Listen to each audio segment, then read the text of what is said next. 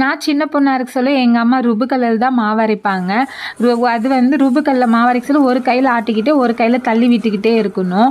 அதனால அது வந்து ஒருத்தராக செய்கிறது கஷ்டன்றதுனால ஒருத்தர் கூட வந்து தள்ளி விட்டுக்கிட்டே இருப்போம், ஒருத்தர் ஆட்டிக்கிட்டே இருப்பாங்க. அப்புறம் மாற்றி மாற்றி ஒருத்தர் தள்ளி விடுவாங்க, ஆட்டுறவங்க திரும்பவும் தள்ளி விடுவாங்க ஆட்டுவாங்க. அது மாதிரி மாற்றி மாற்றி அம்மா கூட நான் ஹெல்ப் பண்ணியிருக்கேன் சின்ன வயசில்.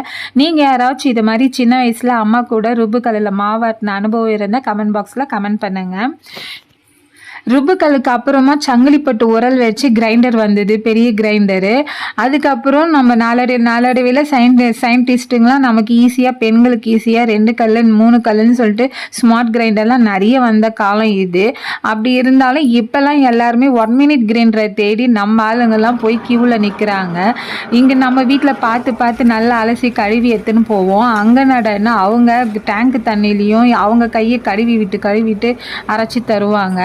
அதை பார்த்தேன், அதனால் நமக்கு செட் ஆகாதுடாப்பா அப்படின்னு சொல்லிட்டு வீட்டில் வந்து அரைப்பேன். நான் வந்து 2 கிலோ அரிசி ஊற வச்சுருந்தேன். 2 கிலோ அரிசிக்கு 200 பருப்பு எடுப்பேன்.